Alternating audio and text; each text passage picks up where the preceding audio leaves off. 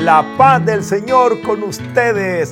Quiero honrarlos por dedicar tiempo para estudiar la palabra de Dios. Las cosas de Dios son largas, tediosas, cuando el amor es corto.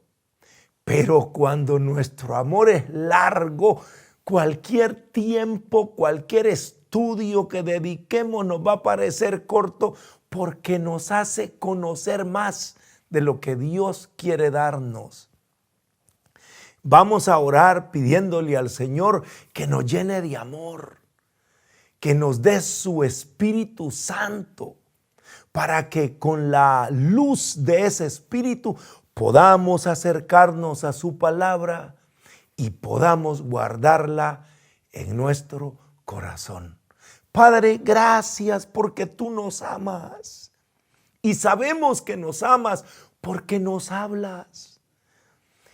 Pon en nuestro corazón ese mismo amor con el que tú nos hablas, para no aburrirnos, para alegrarnos y disfrutar de cada palabra que estás pronunciando y guardarla como la Virgen María la guardaba en su corazón. Te lo pedimos, Padre, en el nombre de Jesús, con la Virgen María, nuestra Madre, orando en la fuerza del Espíritu Santo, a ti que vives y reinas por los siglos de los siglos. Amén. Y los que van a estudiar dicen, amén. Soy Salvador Gómez y te invito a profundizar este tema. La Iglesia, Arca de la Nueva Alianza. Para tratar este tema hay que sentarse y tener muchos libros. Bueno, ya San Ignacio de Loyola nos decía, para aquellos que creen, ninguna prueba es necesaria. Pero para aquellos que no creen, ninguna cantidad de pruebas sería suficiente. ¿Y por qué tenemos que estudiar tanto? Porque hay gente con muchas dudas. Nos está pasando lo que dice el Evangelio según San Juan en el capítulo 6, versículos del 66 al 68. Desde entonces muchos discípulos se volvieron atrás y ya no andaban con él. Jesús dijo entonces a los 12, ¿también ustedes quieren marcharse?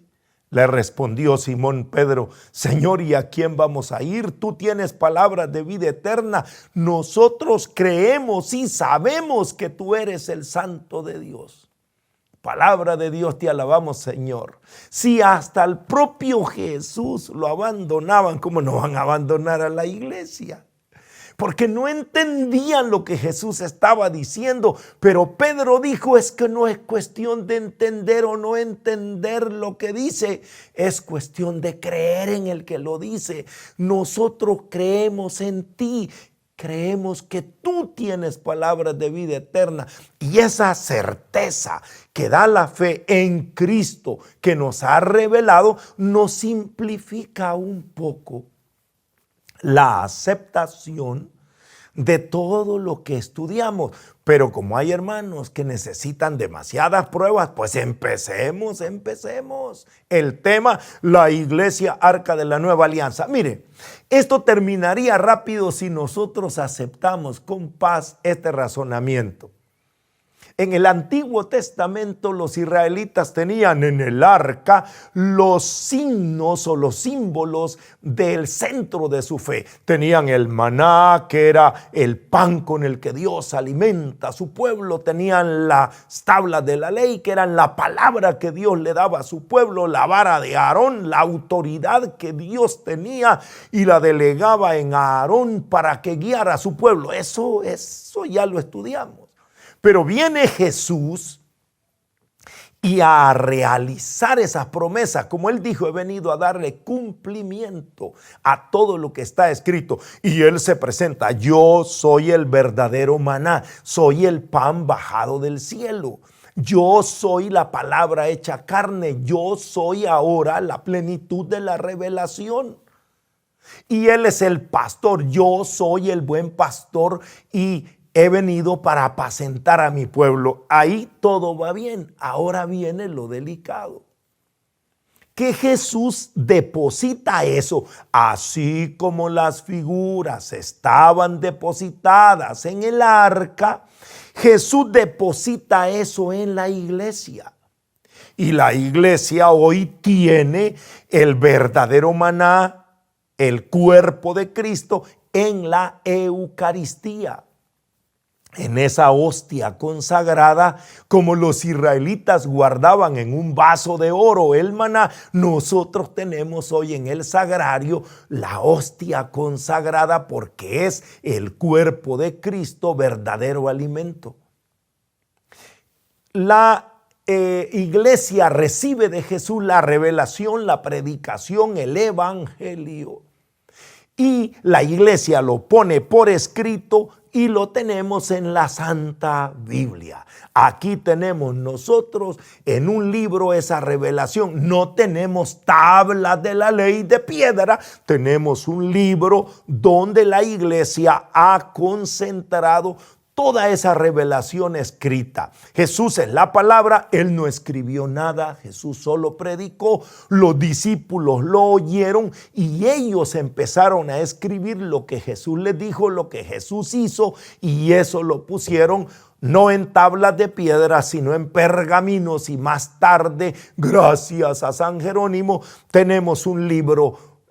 Todo es esa información en un solo libro. Aquí tenemos nosotros las tablas de la ley. La iglesia guarda la revelación en las Sagradas Escrituras. Ahí quedamos tranquilos.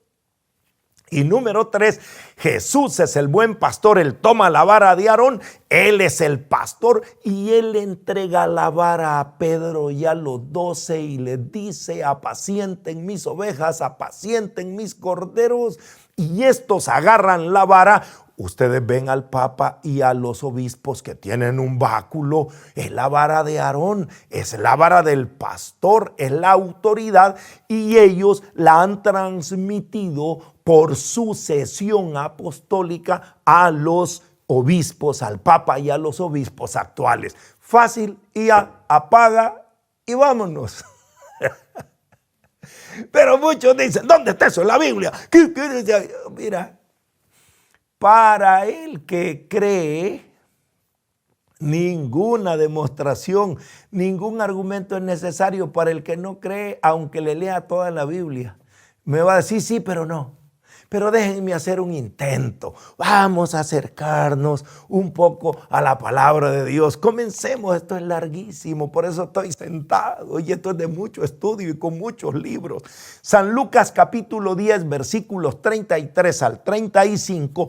Cuando Jesús contó la parábola del buen samaritano, dice que el buen samaritano, que se acercó y vendó las heridas y que tuvo compasión, montó luego en su propia cabalgadura al herido y lo llevó a una posada y cuidó de él.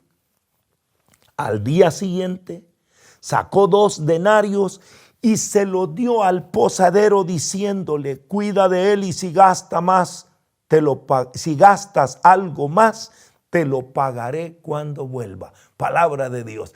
Y la iglesia es esa posada del buen samaritano, donde vienen los heridos para recibir la sanación, pero donde Jesús dejó sus denarios, dejó su riqueza. La iglesia es ese lugar donde el Señor depositó, porque no le iba a dar el Señor al herido: tome 2 denarios, vaya hacia su casa, busque quien lo cuide. Los denarios no se los dio al herido, se los dio a los que lo iban a cuidar. La iglesia recibió esos denarios, que son la palabra de Dios, obviamente, los sacramentos, toda la riqueza que la iglesia tiene para dar. San Mateo, en el capítulo 28, recoge cuando Jesús les dice a esos que ha formado, a esos a los que les ha entregado, que llega el momento de dar lo que han recibido. San Mateo capítulo 28, versículos del 19 al 20.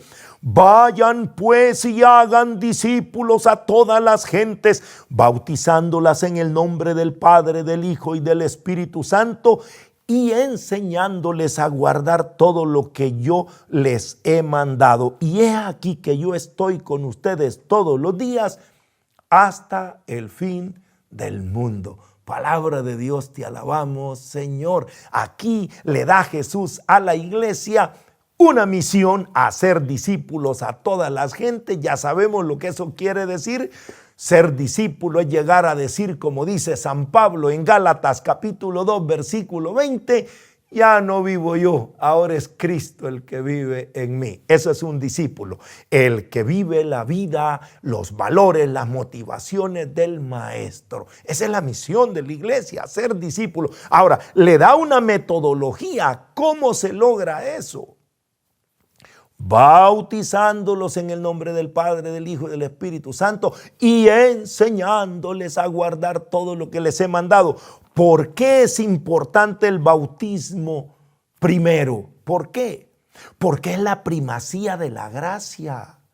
Es solamente con la gracia de Dios que se va a lograr. Es que no es esfuerzo de mucho estudio y mucho conocimiento. No. San Pablo lo dice en la segunda carta a los Corintios, en el capítulo 3, versículo 18. El apóstol San Pablo lo dice, 2 Corintios 3, 18. Mas todos nosotros, que con el rostro descubierto reflejamos como en un espejo la gloria del Señor, nos vamos transformando en esa misma imagen cada vez más gloriosos. Así es como actúa el Señor, que es el Espíritu.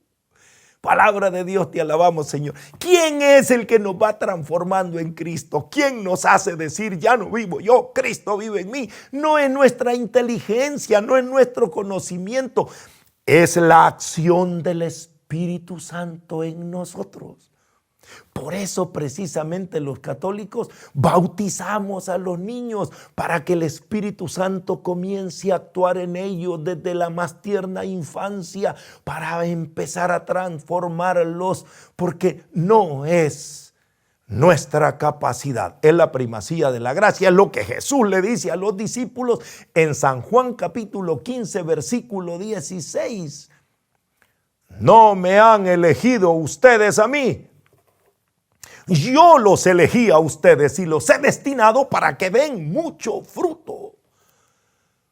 No somos nosotros los que elegimos a Cristo. Él nos eligió, y nos eligió el día del bautismo, cuando ni yo podía pronunciar su nombre. Él pronunció el mío y me fecundó, me potenció. ¿Para qué? Para que produzca fruto. Por favor, hay que aceptar con humildad la primacía de la gracia. No soy yo, es Él que vive en mí. Claro, eso no quiere decir que nosotros no tengamos que estudiar. Si usted quiere seguir estudiando sobre el bautismo de niños, lo llevo a mi canal de YouTube. Busque ¿por qué bautizamos a los niños? Ahí va a encontrar una larga explicación, pero ahora déjeme continuar, porque para ser discípulo se necesita mucho estudio, porque va a llegar a ser como el maestro cuando estemos perfectamente instruidos. Nos dice el Evangelio según San Lucas en el capítulo 6, versículo 40. San Lucas 6, 40. No está el discípulo por encima del maestro. Será como el maestro cuando esté perfectamente instruido. Palabra de Dios, te alabamos, Señor. Y aquí es donde tiene sentido entonces estudiar, capacitarnos, conocer. Pero la pregunta es, ¿y quién lo va a instruir? ¿Y quién va a instruir a este discípulo? Ahora hay que llevarlo al mesón del buen samaritano, porque ahí es donde está la instrucción. Ahí es donde Jesús enseñó. Dice San Marcos en el capítulo 4, versículos del 10 en adelante. Y usted puede leer versículos del 10 al 11 y si quiere acortar la lectura del 33 al 34, ¿qué es lo que dice? Que a toda la gente Jesús les explicaba con ejemplos, con parábolas, pero a los 12, a los que él había elegido, a sus discípulos más cercanos, les explicaba todo en privado.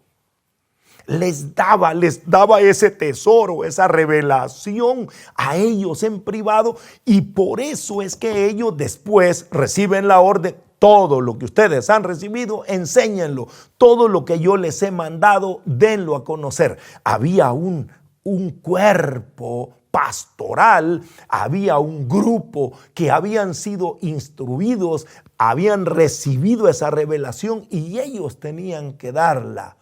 Eso lo entendió San Pablo. Esto ya lo sabemos, pero déjenme recordárselos. Hechos de los Apóstoles, capítulo 22, versículos del 6 en adelante, cuando Saulo tiene su encuentro con Cristo. Y yendo a Damasco, le dice: Señor, ¿quién eres? Y Jesús: soy Jesús, al que tú persigues. Señor, ¿y qué quieres que haga? Ahora que me has hablado, dime, ¿qué quieres que haga? ¿Qué le dijo Jesús? ¿Qué le dijo? Vete a Damasco, allí se te dirá todo lo que está establecido que haga. Vete al mesón del buen samaritano, vete a la iglesia. Por favor, hermano, con mucha humildad. No necesito argumentar tanto. Jesús no le dijo: vámonos a tu casa y yo te diré todo lo que quieras que haga. Aquí entre nos, yo te voy a explicar todo. Yo seré tu guía, seré tu maestro. Y yo te diré. Y no le dio un libro: toma este libro, vete a tu casa, allí te diré todo lo que debes hacer. Hermano, por favor, bájele un poquito a la arrogancia. Hay que ir a Damasco. Allí están los maestros. Allí están los que nos enseñan. Es que el Señor dejó en la iglesia el tesoro en Damasco, en el mesón del buen. Estamos hablando de lo mismo. Y después le dio la orden a la iglesia, que ya leímos en San Mateo 28:20. Vayan ustedes y den a los demás, sobre todo, el tesoro de su presencia. Yo estoy con ustedes todos los días hasta el fin del mundo. El tesoro más grande que ha recibido la iglesia no es solamente la palabra, es la presencia de Jesús. Es la Eucaristía, es su presencia real. Si queremos encontrarlo, no lo andes buscando como una piñata, a ver si le pego por aquí, por allá. Vete a Damasco, ahí se te dirá, ahí se te enseñará, ahí se te dará todo lo que Dios tiene para ti. Claro, es el reto de la iglesia. Por eso nuestros pastores, los obispos de América Latina y el Caribe, en las conclusiones de Aparecida, nos dicen que ese es el tesoro más grande que tiene la iglesia. Voy a leerles un poquito del número 14. Oigan cómo resumen todo lo que he dicho en pocas palabras. Y es que si nosotros creemos y escuchamos a los pastores, no tendríamos que hablar tanto, pero leamos qué es lo que nos dicen. Aparecida numeral 14. Aquí está el reto fundamental que afrontamos. Mostrar la capacidad de la iglesia para promover y formar discípulos y misioneros que respondan a la vocación recibida y comuniquen por doquier, por desborde de gratitud y la alegría, el don de su encuentro con Jesucristo. No tenemos otro tesoro que este. No tenemos otra dicha ni otra prioridad que la de ser instrumento del Espíritu de Dios en la iglesia para que Jesucristo sea encontrado, seguido, amado, adorado, anunciado y comunicado a los demás, no obstante las dificultades y resistencias. Este es el mejor servicio, su servicio que la iglesia tiene que ofrecerle a las personas y a las naciones.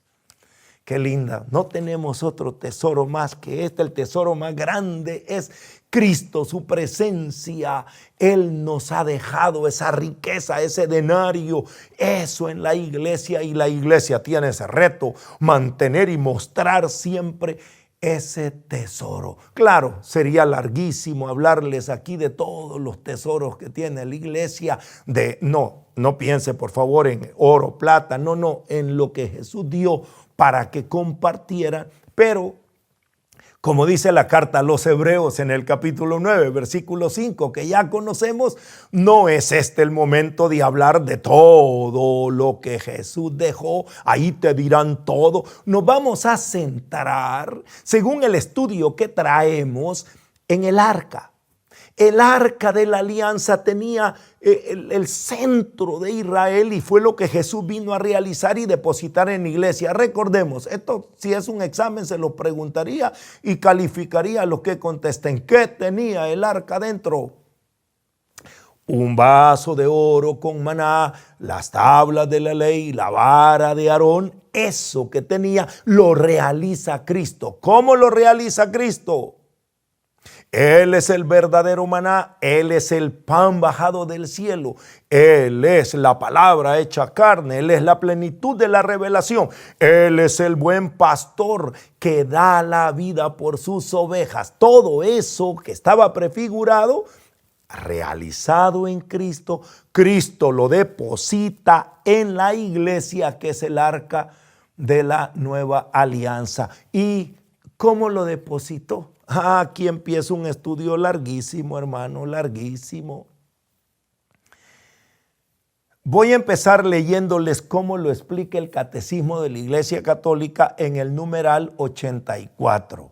Numeral 84. Esto se llama el depósito de la fe. Oiga, qué bonito, el depósito. O sea, ha puesto adentro de esa arca, dentro de la iglesia. ¿Cómo lo explica el Catecismo? Numeral 84, lo tengo en mi página, en mi libro La riqueza de ser católico, en la página 105. El depósito sagrado, y pone la cita del que habla 1 Timoteo 6, 20, 2 Timoteo 1, 12, 14. O sea, ¿dónde está ese depósito sagrado de la fe?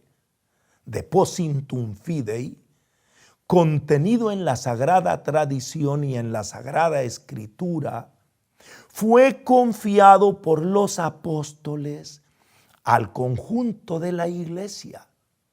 Fiel a dicho depósito, el pueblo cristiano entero, unido con sus pastores, conserva siempre en la doctrina apostólica, en la unión, en la Eucaristía y la oración, y así se realiza una maravillosa concordia de pastores y fieles para conservar y practicar y profesar la fe recibida.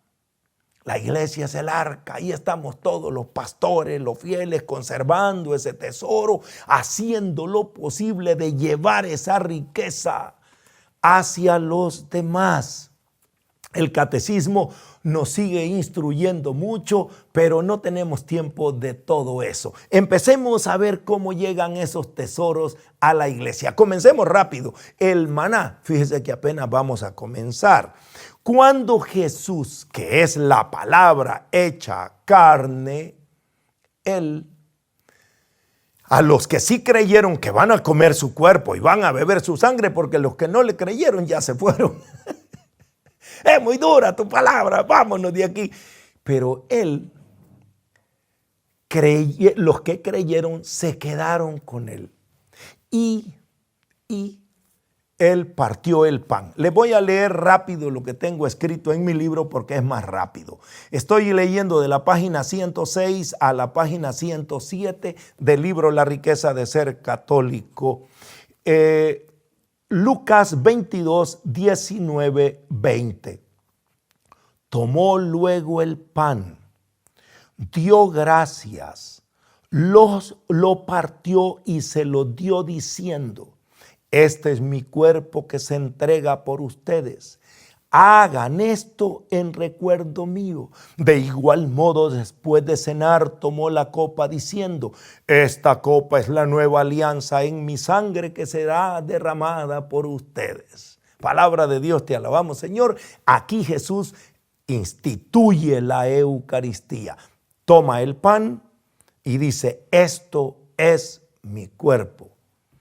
Y dijo: hagan esto en memoria mía. Está dando el pan y la orden de seguirlo haciendo.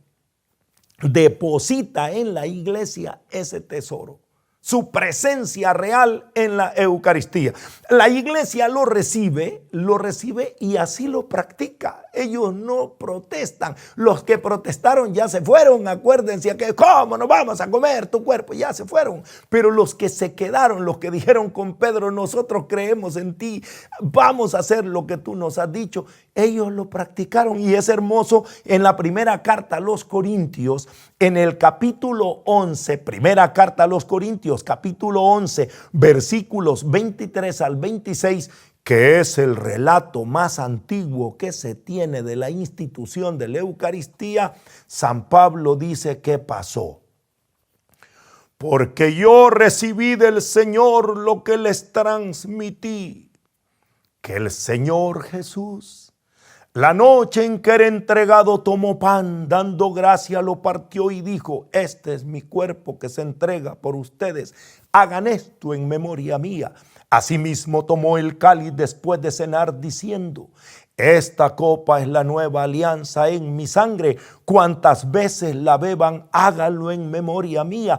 Pues cada vez que comen de este pan y beben de este cáliz, anuncian la muerte del Señor hasta que venga.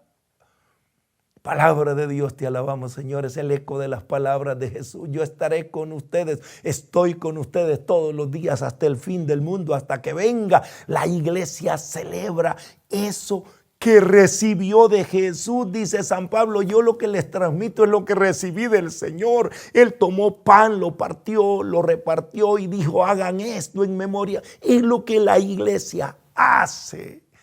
Y el apóstol San Pablo lo escribió también en la misma Primera Corintios, en el capítulo 10, versículos 16, 17.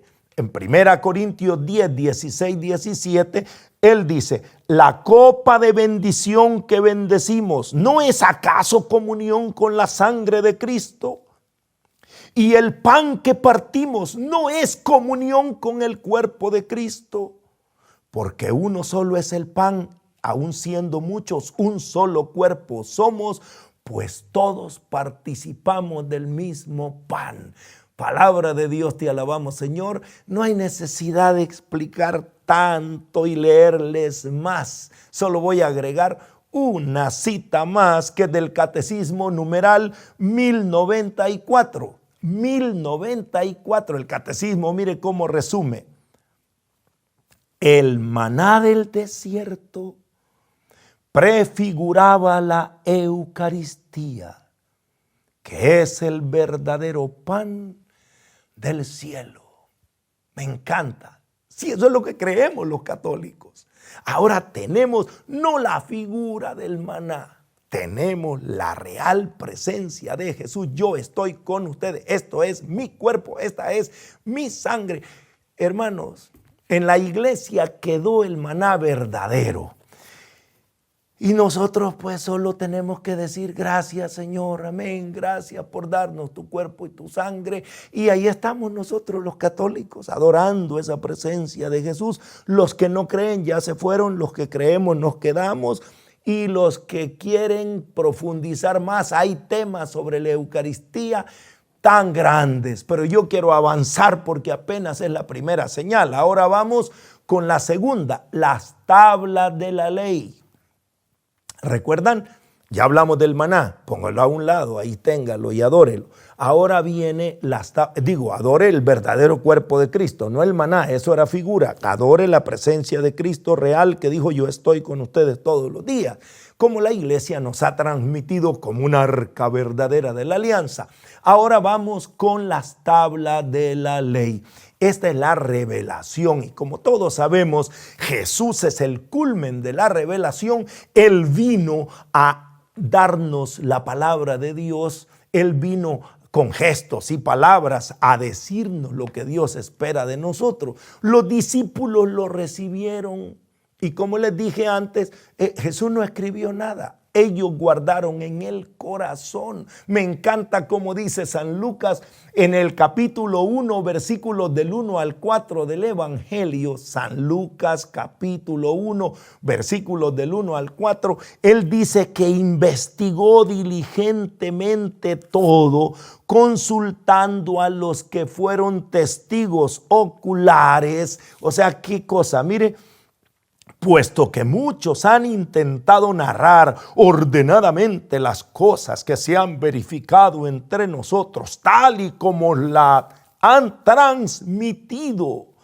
los que desde el principio fueron testigos oculares y servidores de la palabra, he decidido yo también, después de haber investigado diligentemente todo desde los orígenes, escribirlo por su orden ilustre, Teófilo, para que conozcas la solidez de la enseñanza que has recibido. Palabra de Dios, te alabamos, Señor. Más claro no canta un gallo. Dice, lo que van a leer ustedes es lo que nos han estado transmitiendo. Es lo que oralmente, es la tradición de todos los que fueron testigos oculares. O sea, oiga, si usted cree en lo que está escrito es porque cree en la iglesia. La iglesia conservó en su corazón, San Lucas lo va a decir de la Virgen María y 2 veces, en el capítulo 2, en el versículo 19 y en el versículo 51. Ahí va a decir San Lucas, hablando de la Virgen María, decía, y ella guardaba, María por su parte guardaba estas cosas y las meditaba en su corazón. Y lo repite en el 51, María por su parte guardaba, su madre conservaba todas estas cosas cuidadosamente en su corazón. La iglesia es el corazón que guardó. Hermano, quiere le leo toda la Biblia, hermano, pero hay que entenderlo fácil.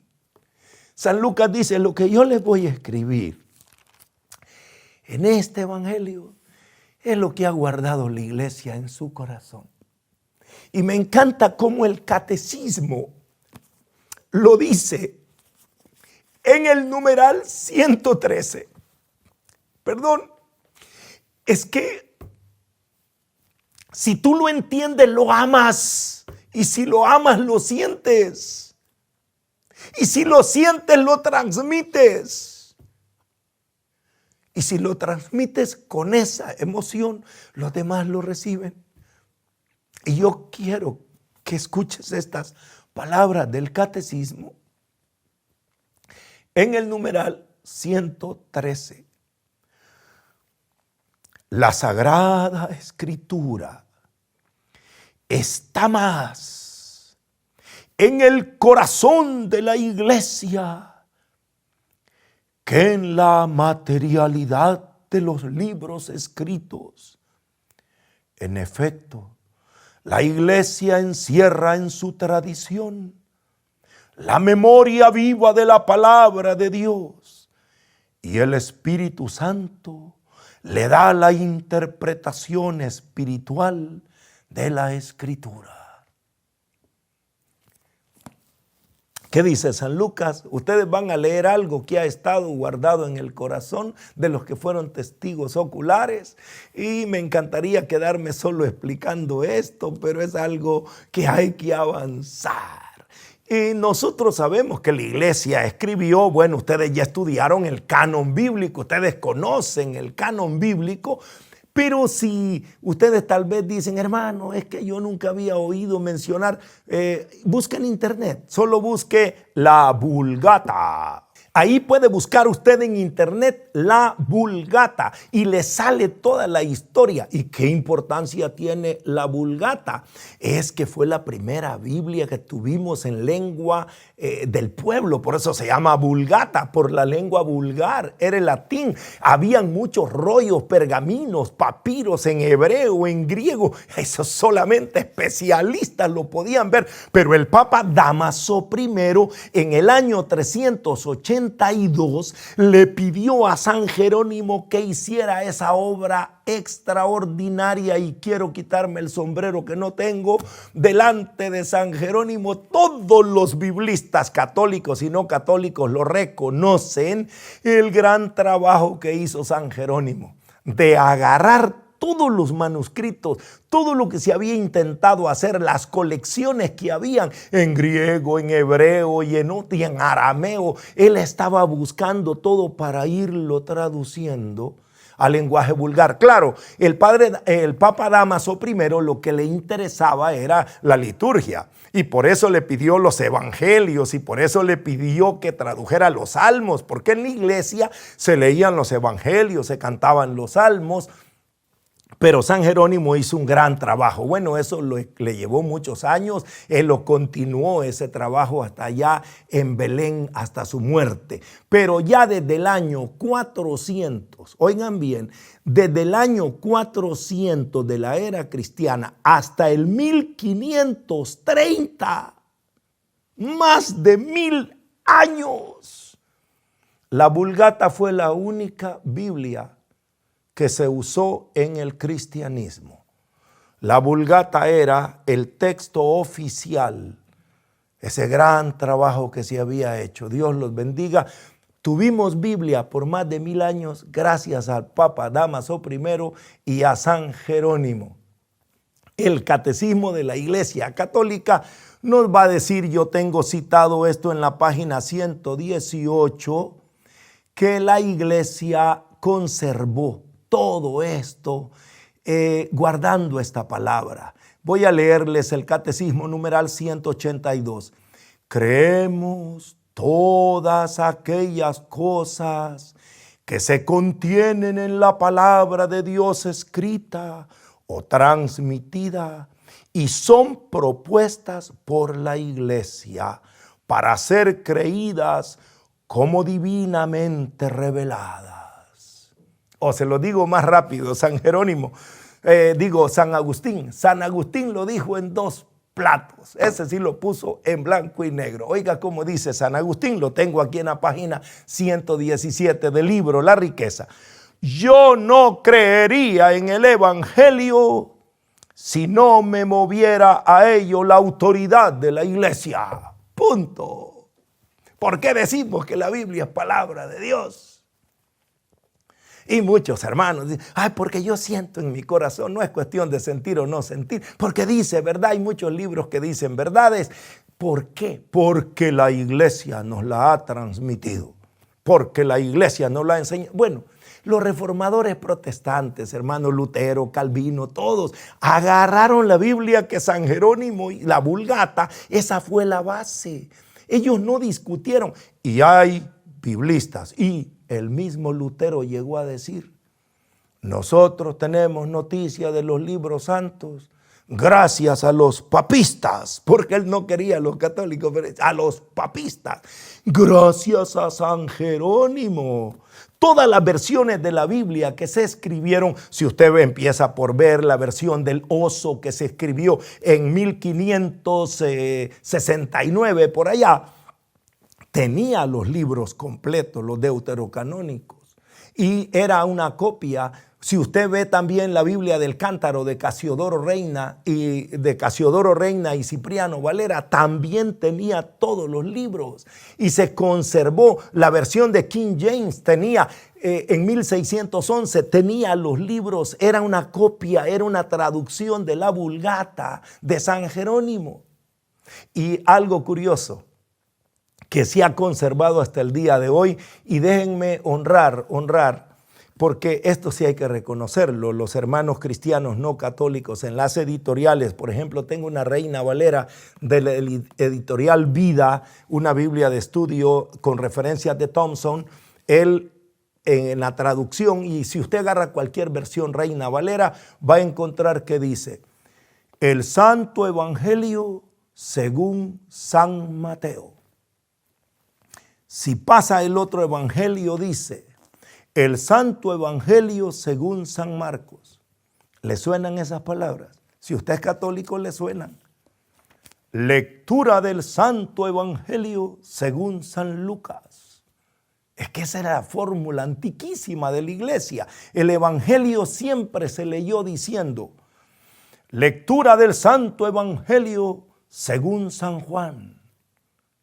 Y me encanta que la Biblia Reina Valera conserva esa introducción en los evangelios porque no pueden quitarla sin renunciar a la tradición.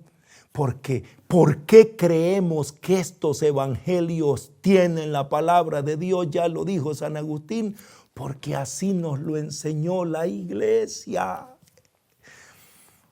Ahora, nuestro trabajo como católicos no es estar diciendo a los demás, ustedes no saben, no, es mostrar la riqueza que tenemos. Ya ustedes estudiaron canon bíblico y si no, busque usted en mi canal de YouTube. ¿Por qué los hermanos o las Biblias protestantes tienen menos libros? Y ahí van a saber ustedes toda la historia. Los hermanos dicen, es que los católicos le han puesto libros a la Biblia. Yo siento vergüenza ajena, hermano, pena. Me da pena cuando oigo a un hermano que no es católico decir, es que los católicos le han añadido a la Biblia y todavía citan Apocalipsis 22, donde dice, y aquí el que añada algo sobre esto, Dios le echará las plagas, maldito el que añada. Y le digo, lee el versículo siguiente, hermano. Y si alguno le quita algo a estas palabras proféticas, Dios le quitará su maldito el que le quite. Y aquí nos metimos en un pleito, pero digamos la verdad. Fueron los hermanos no católicos los que quitaron los libros y todos los reformadores las pusieron. ¿Y cómo fue que lo quitaron? Uy, hermanito, hay que leer mucho. Este librote que tengo aquí es el volumen 5 del comentario San Jerónimo de Estudios Bíblicos. Aquí está hecho por biblistas que saben, pero no lo voy a poner con este libro pesado. Voy a agarrar mejor el libro delgadito mío para leerles el resumen del resumen que yo tengo escrito en la página 122. Oiga bien esto. ¿Por qué quitaron los hermanos cristianos? Fue porque John Lightfoot,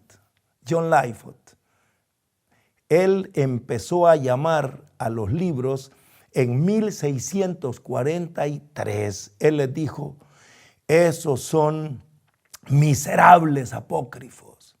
Influyó a la iglesia de Inglaterra y la Confesión Presbiteriana de Winchester en 1647 declaró que estos libros, no siendo de inspiración divina, no forman parte del canon de la Escritura y por consiguiente carecen de autoridad y no deben aprobarse de ninguna manera, solamente como escritos puramente humanos. Eso hizo crecer hasta que en 1800, oigan bien, en 1827 la Sociedad Bíblica Británica fue la que dijo no se escriben más. Y para que ustedes tengan un dato, anótenlo por favor, que ese no está en el libro porque lo investigué después que escribí el libro. La primera versión de la Biblia Reina Valera sin libros deuterocanónicos se imprimió en 1850. Fue en 1850 que los hermanos empezaron a hacer ediciones de la Biblia sin los deuterocanónicos, sin los libros que tiene la Biblia católica. Pero como les decía, esto es un estudio demasiado largo, mire cuánto he hablado, Pero lo que nosotros debemos hacer es mostrar la riqueza que tienen esos libros. Por ejemplo, un pequeño ejemplo. Todos sabemos que lo más importante del judaísmo era la regla de oro, era lo que le transmitían los padres a los hijos. ¿Y dónde está la regla de oro? En el Antiguo Testamento. ¿Cuál es el libro que tiene la regla de oro? Pues un libro deuterocanónico, es el libro de Tobías, un libro que no está en las Biblias cristianas no católicas. Las Biblias protestantes no tienen el libro de Tobías porque según ellos no es inspirado. Sin embargo, es el único libro que transmitió la regla de oro. ¿Y cuál es la famosa regla de oro? Tobías 4:15. No le hagas a nadie lo que no quieres que te hagan a ti. Palabra de Dios. Jesús, que fue un niño instruido con esta sabiduría, transmitida esta riqueza, toma ese texto y él lo pone en positivo en San Mateo capítulo 7 versículo 12. Oigan cómo lo pone Jesús. Todo cuanto quieren que les hagan los hombres, háganlo también ustedes a ellos, porque esta es la ley y los profetas.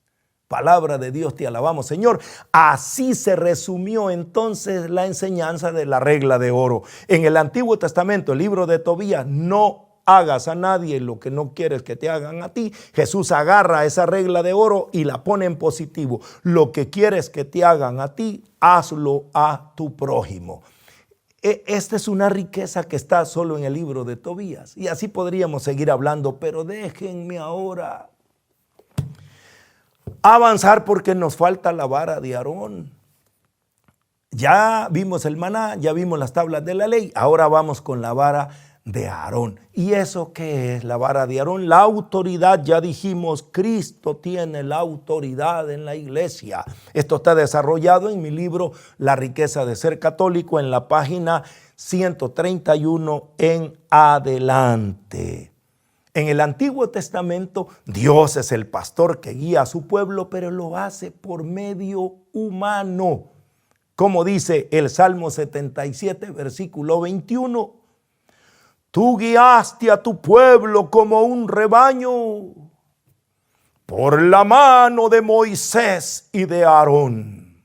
Palabra de Dios. Bueno, no, cuando se lee en Salmos no se dice palabra de Dios, es el cántico del pueblo, pero es el Señor quien guía al pueblo por pastores humanos, como va a decir Jeremías en el capítulo 3, versículo 15, Antiguo Testamento. Yo les pondré pastores según mi corazón, que les den pasto de conocimiento y prudencia. Palabra de Dios, te alabamos, Señor.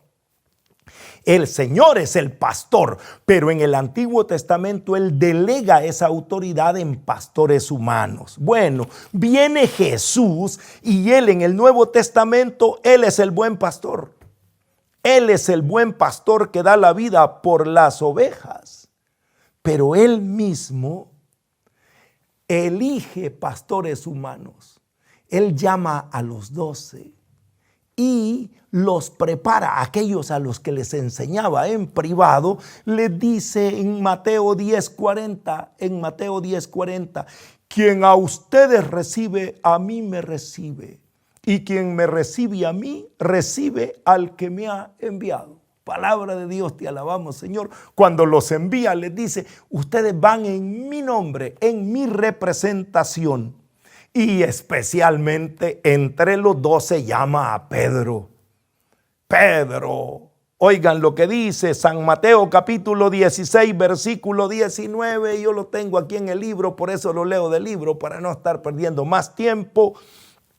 A ti te daré las llaves del reino de los cielos. Lo que ates en la tierra quedará atado en los cielos, y lo que desates en la tierra quedará desatado en el cielo. Palabra de Dios, te alabamos, Señor. Oiga, qué fuerte autoridad le da Jesús a Pedro. Y en San Juan capítulo 21, versículos del 15 al 17, San Juan 21, 15, Jesús le dice a Pedro, apacienta mis ovejas, apacienta mi rebaño. Lo nombra pastor. Y así la iglesia ha conservado siempre esa autoridad. Él depositó, Jesús, así como en el Antiguo Testamento se depositó la vara de Aarón, que es autoridad de Dios, delegada a Aarón. Ahora Jesús, que es el buen pastor, deposita en la iglesia su autoridad delegada a los apóstoles. Se lo voy a decir cómo la iglesia lo enseña. Catecismo numeral 880. Catecismo de la Iglesia Católica, yo lo tengo citado en mi libro en la página 133. Cristo, al instituir a los 12, formó una especie de colegio o grupo estable y eligiendo entre ellos a Pedro, lo puso al frente de él. Y así, como por disposición del Señor, San Pedro y los demás apóstoles forman un único colegio apostólico por análogas de Pedro y los obispos sucesores de los apóstoles. Aquí hay un tema bien interesante. Se llama sucesión apostólica. Si usted quiere más textos, pues busquémoslos. Y nosotros no nos cansamos. Usted ya se cansó. No, hombre, si esto está empezando. Segunda carta a Timoteo, capítulo 2. Segunda carta a Timoteo, capítulo 2, versículos 1 y 2. Segunda Timoteo 2, 1 y 2. Tú pues, hijo mío, le dice San Pablo a Timoteo, mantente fuerte en la gracia de Cristo Jesús. Y cuanto me has oído en presencia de muchos testigos, confíaselo a hombres fieles que sean capaces a su vez de instruir a otros. Palabra de Dios, te alabamos, Señor. Aquí tenemos por lo menos 3 generaciones. San Pablo dice, yo recibí, ahora yo te transmití a ti. Ahora tú le debes transmitir a otros para que a su vez le transmitan a otros. Eso se llama, ¿cómo se llama? Sucesión apostólica. Pedro tenía la vara, después la tomó Lino, después la tomó Anacleto, después la tomó Clemente Evaristo y ahora la vemos en las manos del Papa Francisco. Hermano, ¿qué quiere decir eso?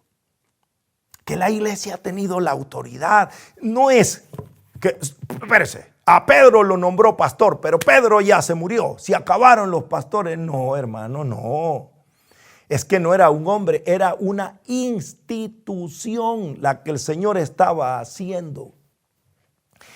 Cuando morían unos elegían a otros. Cuando murió Judas eligieron a Matías y así se fueron sucediendo hasta llegar a nuestros tiempos. Es que la iglesia conserva la vara de Aarón. Y fíjese que San Pedro, que tiene esa autoridad, él dice, tengan cuidado porque yo estoy oyendo a muchos que andan por ahí interpretando la Biblia a su manera y aquí no es a su manera. Hay una recta interpretación y es San Pedro quien dice, fíjense qué autoridad la que dice, con la que escribe Pedro, segunda carta de Pedro capítulo 3 versículos del 15 al 17, segunda carta de Pedro 3, 15, 17. La paciencia de nuestro Señor considérenla como salvación, como se los escribe también Pablo, nuestro querido hermano, según la sabiduría que le fue otorgada. Lo escribe también en todas las cartas en las que habla de esto, aunque hay en ellas cosas difíciles de entender que los ignorantes y los débiles interpretan torcidamente como las demás escrituras para su propia perdición. Ustedes, pues, queridos, están ya advertidos. Vivan alerta. No sean arrastrados por el error de esos disolutos y se vean derribados de su firme postura. Palabra de Dios, te alabamos, Señor. ¡Qué bárbaro, San Pedro! ¡Qué autoridad! Golpeó la mesa y dijo, hay unos diciendo cualquier, aquí la recta interpretación de la Escritura es esta. Hermano, es una gran riqueza tener un magisterio. ¿Por qué no usted no va a leer la Biblia y va a decir, a mí me parece, a mí me dice, hermanito, cuánta tontería, cuánta locura, no tengo tiempo de contarle? Los que interpretan la Biblia con la libre interpretación. Lo que Dios me diga. ¿Qué dice San Pedro? Algunos lo interpretan torcidamente. ¿Y cómo sabe San Pedro que esos están torcidos? A ver, ¿cómo sabía San Pedro que esos estaban torcidos? ¿Cómo? Porque él tenía el carisma de la seguridad. Él era el pastor. Él era quien daba la recta interpretación. Yo le doy gracias a Dios de ser católico. Porque siguiendo al magisterio de la iglesia, al papa, a nuestros obispos, por más que digan lo que les dé la gana, ellos atacan al papa, atacan a los obispos para que seamos un rebaño sin pastor. Pero nosotros nos mantenemos firmes con el que tiene la vara de Aarón, la autoridad dentro de la iglesia. Voy a concluir porque ya no hay más tiempo por ahora. De mí no se van a librar. Vamos a seguir estudiando. Mira, como dijo San Pedro, Señor, ¿a quién iremos? Solo tú tienes palabras de vida eterna. Nosotros creemos, porque así nos lo ha enseñado la iglesia. Esto es cuestión de confianza. Hermanito, la iglesia te dijo, mira, estos libros son inspirados. Estos libros son la palabra de Dios. Y yo lo agarro y lo creo. No me pongo a estudiar y, a ver, demuéstreme cómo. A ver, dígame cómo. ¿Y qué es esto? Espérese un momentito, vaya a Damasco, ahí le dirán. Estudie y bájele un poquito al orgullo de decir, es que a mí Dios me ha enseñado. Yo le voy a decir la verdad. A ustedes los han estado engañando porque la Biblia dice, ¿usted y cuántos más han interpretado así? Cíteme por lo menos un par de santos padres, cíteme algo de los primeros siglos de la iglesia que me haga entender lo que usted está entendiendo. No, esas son doctrinas de hombre y está citando capítulos y versículos. A ver, ¿quién dividió la Biblia en capítulos y versículos? Fueron hombres. Esteban Lantón. Bueno, si yo me meto a estudiar esto, esos son estudios. Usted busque. Sí, usted puede estudiar, hermano, en internet. ¿Quién dividió la Biblia en capítulos y versículos? ¿Para qué yo voy a estarle dando una cátedra de algo que usted tiene? ¿Quién dividió la Biblia en capítulos y versículos? Y va a ver que fue primero Esteban Lantón, después Sante Pagnini, después siguió otro editor protestante que fue el que terminó el trabajo. Pero nosotros creemos en esos hombres que hicieron todo un esfuerzo. Hermanas, hermanos, gracias por haberme escuchado hasta este momento. Ya les dije cuando empecé, las cosas de Dios son aburridas cuando no hay amor. Yo voy a llorar. Me emociono de estar transmitiendo esto. Son horas, muchas, de estudio. Pero son horas de amor. Yo veo a los adolescentes que pasan conectados con las series que les encantan el día entero y no se aburren porque les gusta.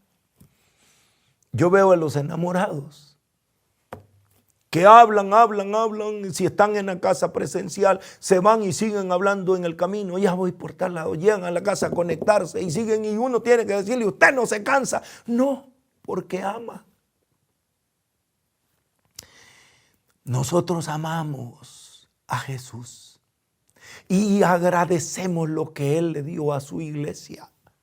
Y nosotros guardamos esos tesoros también en nuestro corazón. Gracias, Señor, por este tiempo largo que hemos dedicado.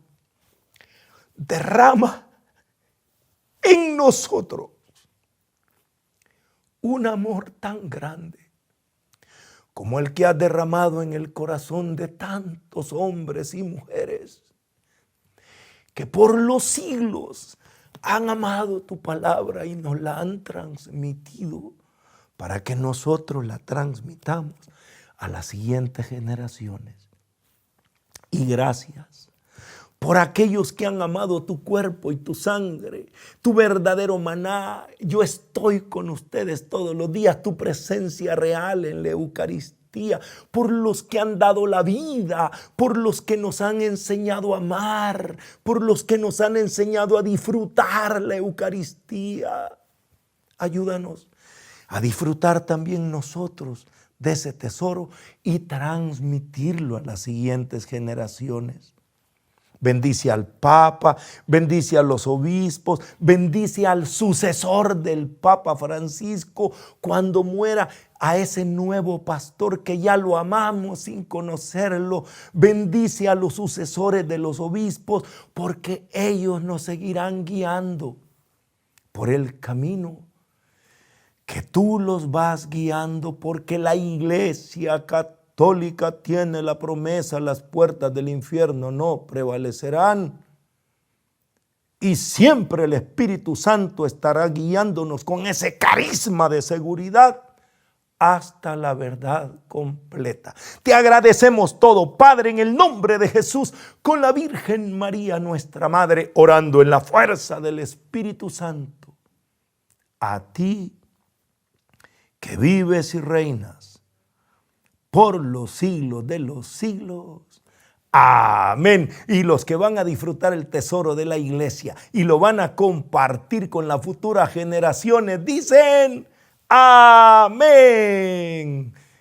Gracias, hermano, por estar estudiando con nosotros. Si a usted le interesa seguir todavía y quedó con ganas, suscríbase en nuestro canal de YouTube Salvador Gómez Oficial y ahí va a encontrar muchos estudios. Lo invito a estudiar la serie Catolicismo para no católicos y otras series que van a encontrar ahí en mi canal de YouTube. La suscripción es gratuita.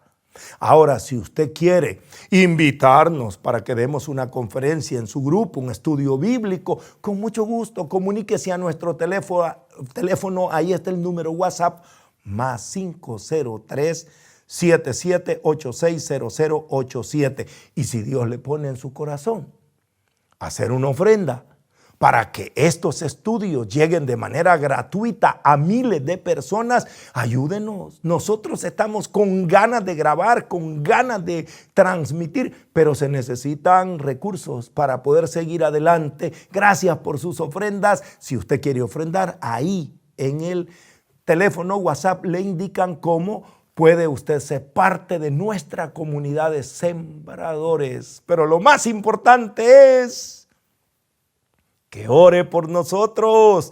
Nosotros siempre estamos orando y trabajando por ustedes. Que el Señor nos bendiga.